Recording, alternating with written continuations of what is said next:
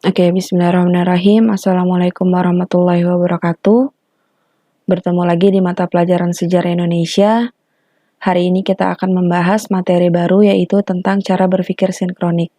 Kelanjutan dari materi sebelumnya yang mana kita telah membahas tentang apa itu kronologis dan apa itu cara berpikir diakronik.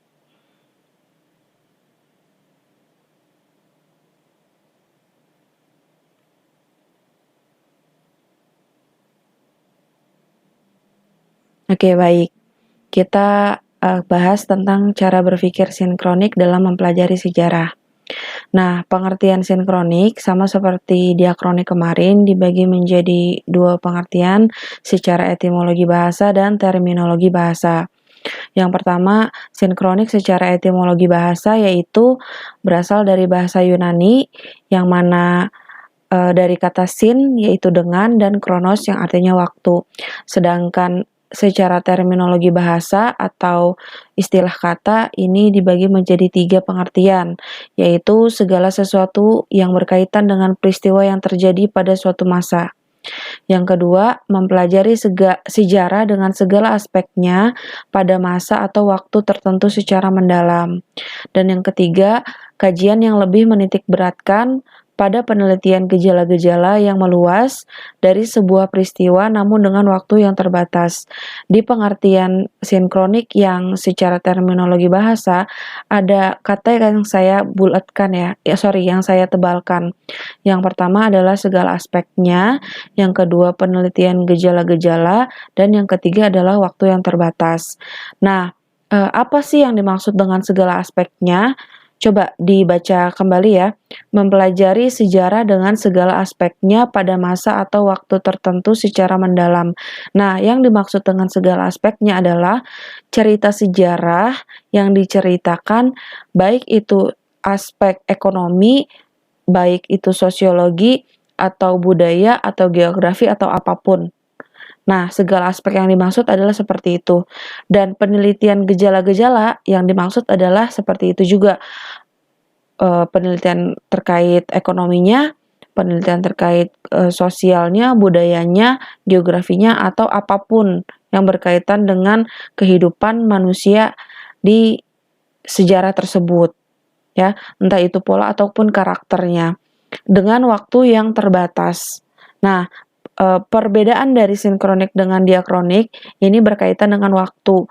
Kalau diakronik, waktu yang ditentukan adalah memanjang, dalam artiannya waktunya itu panjang dan lama. Sedangkan sinkronik dengan waktu yang terbatas berarti waktunya hanya waktu tertentu aja, kurun waktu tertentu. Entah itu setahun, 2 tahun, 3 tahun, atau dalam masa tertentu. Begitu ya. Nanti bisa diketahui perbedaannya dari ciri-cirinya. Kemarin ciri-ciri diakronik sudah, nah ini kita bahas ciri-ciri sinkronik.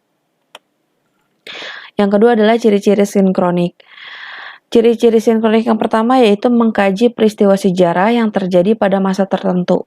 Nah, itu kan ya. Yang pertama dikaji pada masa tertentu atau waktu tertentu. Nah, yang kedua menitik beratkan kajian peristiwa pada pola-pola, gejala, dan karakter. Jadi ada sisi lain yang dibahas selain cerita sejarah dari kurun waktu tertentu sampai kurun waktu berikutnya. Yang ketiga adalah bersifat horizontal. Nah, maksudnya bersifat horizontal adalah cerita yang terjadi pada masa itu saja, tidak berurutan dan berkaitan dengan waktu. Keempat, tidak ada konsep perbandingan dari waktu sebelumnya ke waktu berikutnya lagi. Gitu. Jadi itu saja, cerita tentang itu saja. Nah, kemudian cakupan kajian lebih sempit dari diakronik. Kenapa lebih sempit? Karena secara pembahasan waktu, kajian sinkronik ini lebih mengerucut pada waktu tertentu saja, tidak seperti cerita atau kajian diakronik yang memanjang dari waktu ke waktu. Dan kemudian ciri-cirinya yang terakhir adalah sifat kajiannya mendalam. Kajiannya mendalam ya karena dia membahas dari aspek tertentu dan atau sisi lain dari cerita sejarah itu sendiri. Nah, ini adalah contoh kajian diakronik. Kemarin juga ada ya contoh kajian diakronik itu berkaitan dengan Perang Jawa yang dilakukan oleh Pangeran Diponegoro dari tahun 1825 sampai 1830. Kemudian juga masa pemerintahan Raja Hayam Wuruk dari tahun berapa sampai tahun berapa, Perang Jepang di Indonesia dari tahun 1942 sampai 1945. Nah, ini juga adalah contoh kajian diakronik. Contoh kajian diakronik yang ditampilkan di layar ini adalah kronologi sejarah Indonesia. Mulai dari zaman prasejarah atau praaksara sampai dengan zaman reformasi. Di dalam zaman prasejarah atau praaksara diceritakan tentang bagaimana makhluk purba itu hidup, kemudian melakukan cocok tanam, melakukan pindah-pindah tempat atau yang disebut dengan nomaden dan memenuhi kebutuhan hidupnya dia. Dan barang-barang apa yang dihasilkannya. Itu di dalam pembahasan zaman praaksara atau prasejarah. Kemudian di zaman Hindu-Buddha dibahas berkaitan dengan kerajaan-kerajaan Hindu-Buddha dan kebudayaan yang mempengaruhi dan kebudayaan yang dipengaruhi Hindu-Buddha ke Indonesia gitu maksudnya. Nah, yang ketiga adalah perkembangan Islam. Kalau perkembangan Islam ini menceritakan tentang kerajaan-kerajaan Islam, kemudian juga kebudayaan-kebudayaan yang masih ada sampai hari ini. Dan seterusnya sampai ke zaman reformasi. Ini adalah contoh kajian diakronik secara waktu sangat panjang ya, dari sebelum abad keempat Masehi sampai 1998 di zaman reformasi sampai sekarang bahkan. Gitu. Nah, yang ini adalah contoh kajian sejarah sinkronik. Ada 3 contoh yang saya kasih contoh ke kalian, yaitu yang pertama adalah pemberontakan petani Banten tahun 1888, yang kedua adalah Jalan Raya Pos, Jalan Dendles, yang ketiga adalah catatan seorang demonstran. Yang pertama, pemberontakan petani Banten. Kenapa ini adalah kajian sejarah sinkronik? Karena di buku karangan Sartono Kartodirjo ini, pemberontakan petani Banten 1888 menceritakan sejarah tentang bagaimana para petani di Banten melakukan perlawanan kepada penjajah saat itu atau Belanda ya. Pemberontakan petani yang dilakukan oleh rakyat Banten, khususnya profesi petani, melawan atau melakukan pemberontakan kepada Banten tahun 1888. Nah, ini kenapa masuk ke dalam kajian sinkronik? Karena secara kurun waktu, coba 1888 dia masuk ke kajian sejarah mana? 1888. Nah, ini masuk ke zaman penjajahan Belanda kan? Ya, zaman penjajahan Belanda. Tapi tidak dijelaskan kan di pemberontakan petani Banten bagaimana Belanda memerintah, kebijakannya apa saja. Dia hanya menceritakan sisi lain dari masa penjajahan Belanda itu. Cerita tentang petani Banten yang melakukan pemberontakan, ya hanya di daerah itu saja, di daerah Banten. Tidak ada lagi. Tidak menceritakan di daerah Jakarta atau Batavia, tidak menceritakan di daerah Jogja atau di daerah lainnya, hanya di Banten saja. Ruang lingkupnya lokal ya, jadi itu masuk ke dalam sejarah lokal dan menceritakan sisi lain dari sejarah penjajahan Belanda. Kemudian yang kedua adalah Jalan Raya Pos, Jalan Dendles, karangan Pramudia Anantatur. Nah, ini pun juga menjelaskan tentang sisi lain dari penjajahan Belanda. Dendles itu masuk ke dalam kurun waktu sejarah atau zaman penjajahan Belanda. Ya, kalau mempelajari sejarah, dia masuk ke dalam pembahasan zaman penjajahan Belanda. karena Daendels saat itu diutus atas nama pemerintahan Prancis, namun dia berkebangsaan Belanda gitu. Tapi dia masuk ke dalam cerita atau zaman penjajahan Belanda yang keempat, abad ke-16 sampai 1942. Nah, ini pun masuk ke dalam sejarah kajian sinkronik. Kenapa? Karena Pramudia Anantatur menceritakan sejarah pembuatan jalan raya pos atau yang kita sering dengar Jalan Anyar Panarukan, dan menceritakan sisi kelam di balik pembuatan jalan raya pos ini.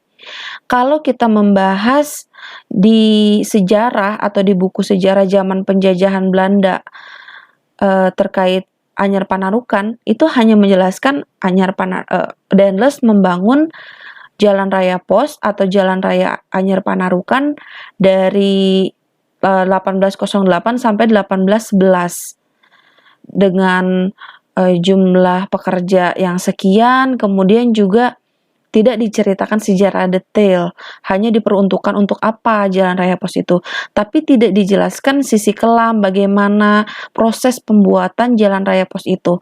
Nah, Pramudia Anantatur dalam bukunya Jalan Raya Pos Jalan Daendels itu menceritakan sisi kelam di balik pembuatan jalan raya pos itu.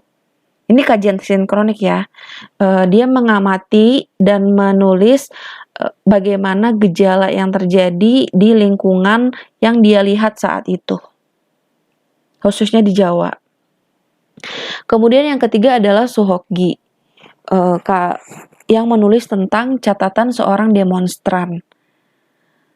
Nah, ini ditulis juga langsung oleh penulisnya dan pelakunya. Catatan seorang demonstran yang dimaksud itu adalah Suhokgi itu sendiri. Dia hidup di zaman Soekarno. Dia adalah mahasiswa yang juga ikut mengkritisi kepemimpinan Soekarno saat itu. Dia kalau misalkan di pembahasan sejarah itu masuk ke zaman mana? Kalau yang Soekarno zaman Orde Lama ya. Soekarno itu masuk ke zaman Orde Lama. Nah, di zaman Orde Lama biasanya sejarah itu diceritakan ya bagaimana kebijakannya, Soekarno melakukan apa saja, bagaimana Indonesia, apakah ada pertentangan atau tidak. Nah, itu diceritakan itu ya tentang sejarah Orde Lama dari 1949 sampai 1966. Kalau yang catatan seorang demonstran ini diceritakan sisi lain di balik sejarah Orde Lama, atau dia salah satu cerita sejarah yang terdapat di zaman Orde Lama. Hanya saja dia tidak masuk ke dalam cerita sejarah secara diakronik. Dia sisi lainnya aja di balik itu. Oh, bahwa ternyata di zaman Orde Lama dulu ada seorang mahasiswa yang mengkritisi kebijakan-kebijakan dari Presiden Soekarno saat itu atau kondisi di era tersebut, era di mana Suhokgi hidup sekitar tahun 60-an begitu ya. Itu. Nah, jadi ini adalah 3 contoh dari kajian sejarah sinkronik. Ada lagi judul buku Sejarah Perkembangan Ekonomi Zaman Jepang. Nah, itu dari judulnya saja bisa dikatakan dan bisa ditebak bahwa itu adalah kajian sinkronik karena dia menitikberatkan kepada ekonomi, sejarah ekonomi pada masa pendudukan Jepang. Nah, berarti dari judul tersebut kita sudah bisa tahu yang dibahas apanya. Yang dibahas adalah sejarah berkaitan dengan ekonomi atau kehidupan ekonomi rakyat Indonesia pada zaman pendudukan Jepang. Ya, itu. Dan masih banyak lagi kajian sejarah lainnya. Nah, perlu dipahami ya, diakronik dan sinkronik ini adalah sebuah kajian atau cara berpikir Jadi bukan buku ya, saya cuma kasih contoh sinkronik ini dalam bentuk buku, ini contoh doang, tapi maksudnya yang dimaksud diakronik dan sinkronik ini adalah sebuah kajian atau cara berpikir bagaimana para penulis atau sejarawan menuliskan sejarah yang kita baca sampai hari ini. Kajian sinkronik dan diakronik itu tidak melulu membahas tentang sebuah buku atau produknya adalah buku, tapi dia juga bisa artikel atau jurnal atau buku atau apapun ya, yang itu bisa dicek apakah dia itu kajian sinkronik atau cara berpikir sinkronik ataukah cara berpikir diakronik dengan ciri-ciri yang sudah dipaparkan sebelumnya ya, gitu. Nah, kemudian yang jadi pertanyaan adalah ilmu sejarah itu masuk ke dalam kajian diakronik atau sinkronik? Kira-kira yang mana? Oke, jadi ilmu sejarah itu masuk ke dalam kajian diakronik. Kenapa? Karena ya, kita kembali lagi ya. Nah, karena dari contoh yang saya kasih, ini sudah sangat jelas sekali ya. Kita belajar dari mulai zaman praaksara atau prasejarah sampai dengan zaman reformasi. Dengan kurun waktu yang memanjang, mulai dari sebelum abad keempat Masehi sampai hari ini. Diceritakan secara beruntun. Oke. Kemudian juga kenapa ilmu sejarah itu berkaitan dengan kajian diakronik?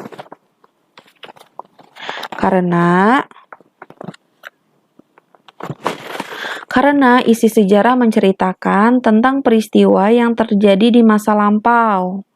Diceritakan sesuai urutan waktu terjadinya peristiwa dari awal sampai akhir. Mengkaji proses sejarah dari awal sampai akhir secara berurutan atau secara runtut, itu ya. Nah, kalau sinkronik ini hanya sebagai pemanis saja, pemanis dalam cerita sejarah, bahwa ternyata ada fakta-fakta tertentu yang nggak ada di cerita sejarah secara diakronik. Meskipun juga hari ini kita tidak bisa memungkiri bahwa buku-buku sejarah atau jurnal atau artikel sejarah itu selalu disisipi kajian sinkroniknya.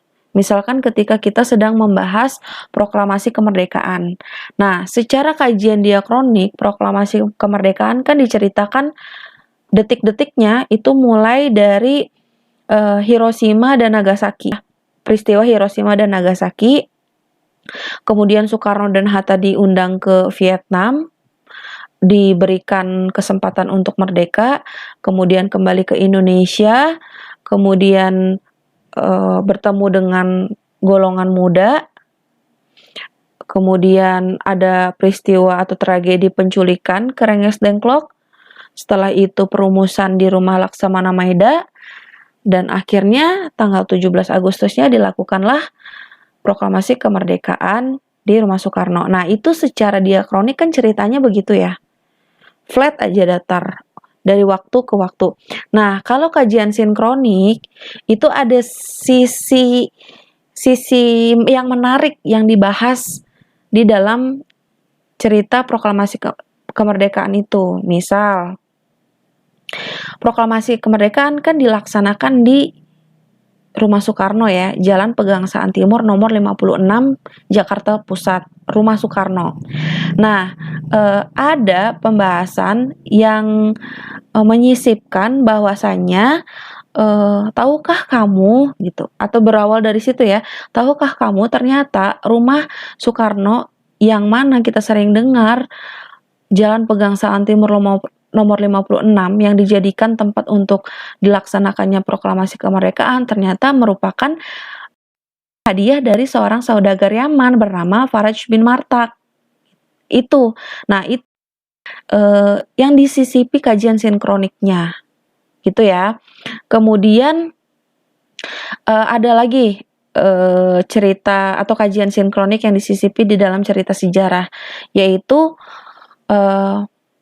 setelah perumusan proklamasi kemerdekaan di Rumah Laksamana Maeda, sebenarnya Soekarno itu semalam sebelum dilaksanakan proklamasi kemerdekaan, Soekarno mengalami gigil yang hebat. Nah, itu merupakan sisi lain dari cerita sejarah. Jadi ada hal yang pada umumnya tidak dibahas, tapi ada kajian lain atau ada cerita lain, pembahasan lain yang ikut dibahas di dalam cerita sejarah itu. Ya, itu satu contoh. Contoh lainnya, misal contoh yang simple saja ya, yang sangat simple itu adalah kehidupan sehari-hari, daily activities. Misalkan kalian itu setiap harinya kegiatan sehari-harinya mulai dari pagi, bangun pagi, kemudian mandi, sholat, terus kemudian berangkat sekolah, belajar, belajar setelah KBM di sekolah, kemudian ekskul, pulang, mandi, mengerjakan PR, istirahat, tidur. Nah, itu kan daily activities kurang lebih seperti itu ya. Entah itu ada penambahan atau pengurangan. Nah, itu adalah kajian diakronik, daily activities yang kamu lakukan sehari-hari, mulai dari waktu ke waktu, dari pagi sampai malam, itu adalah diakronik, kajian diakronik. Nah, di mana sisi sinkroniknya? Misal, pada waktu kamu berangkat sekolah, dan pada waktu kamu belajar, melaksanakan kegiatan belajar mengajar di sekolah. Belajar mulai pukul 7 sampai dengan pukul 00. Nah, di dalam kurun waktu 07.00 sampai 15.00, dari jam 7 sampai jam 3 sore itu, kamu misalkan ya, belajar matematika, belajar sejarah Indonesia, belajar bahasa Indonesia. Kemudian setelah belajar bahasa Indonesia, waktu bel berbunyi, kamu pergi ke kantin, beli makanan untuk memenuhi kelaparan kamu, beli ayam geprek, kemudian beli es teh manis, kemudian berbincang dengan teman-teman, pembahasannya adalah tentang kakak kelas. Nah, itu adalah sisi-sisi sinkronik yang dimasukkan ke dalam daily activities kamu. Kalau misalkan diakronik kan hanya itu-itu saja ya. Hanya ya aktivitas-aktivitas saja secara umum. Tapi kalau sinkronik ada hal yang menarik yang dibahas di masa atau waktu tertentu itu. Seperti yang tadi ya, pergi ke kantin, jajan ayam geprek, beli es teh manis, kemudian ngobrol sama teman, ngomongin kakak kelas, habis itu bel berbunyi, kembali ke kelas, kemudian ada yang dihukum karena bawa plastik gitu, karena di sekolahnya nggak boleh bawa plastik. Nah, itu kan cerita atau sisipan cerita sejarah yang diceritakan di daily activities kamu gitu. Paham ya? Coba dipahami. Jadi sejarah itu masuk ke kajian diakronik karena dia menceritakan secara umum saja dari waktu ke waktu. Tapi menarik sekali ya kalau misalkan pembahasan sejarah itu juga diceritakan secara sinkronik. Jadi ilmu atau wawasan yang kita pelajari itu sangat luas. Kita tidak hanya mengetahui fakta-fakta saja, oh kemerdekaan tanggal 17 Agustus dilaksanakan di Pegangsaan Timur nomor 56 tok. Gitu doang. Tapi ternyata kita juga kalau misalkan dibahas secara sinkronik, ada hal-hal yang tidak dibahas pada umumnya, wah itu jadi sangat menarik sekali. Gitu kan. Itu mengenai rumah ya yang tadi tentang kemerdekaan. Ada lagi tentang bendera merah putih yang dijahit oleh Fatmawati. Bahwasanya bendera merah itu dari gorden yang dimiliki oleh Fatmawati, dan kain putih itu diambil dari tukang soto yang lewat pada malam hari itu. Nah, itu kan yang tidak diceritakan kan.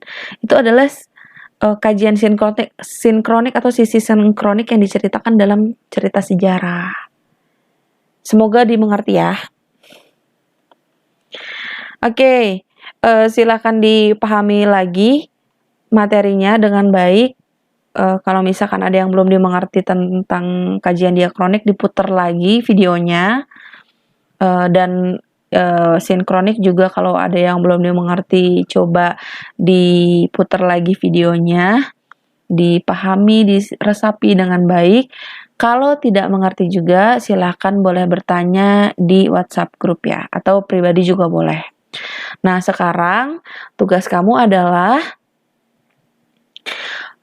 adalah mencatat semua materi yang saya berikan dari minggu lalu ke sekarang. Jadi materi yang kronologis, diakronik, sampai sekarang yang sinkronik, itu kamu catat semua. Kemudian ada latihan soal yang harus kalian kerjakan berkaitan dengan diakronik dan sinkronik. Apa itu soalnya? Ini dia. Nah, ini adalah teks, potongan teks yang mana kamu harus menebak atau menentukan apakah teks ini masuk ke dalam kajian diakronik ataukah sinkronik. Ya, apakah teks ini, potongan teks ini masuk ke dalam kajian diakronik atau sinkronik? Kamu pilih salah satu. Ini bukan dua-duanya ya, salah satu saja. Dan kalau misalkan kamu milih diakronik, alasannya apa? Kalau kamu misalkan pilih sinkronik, alasannya apa? Karena bla bla bla bla.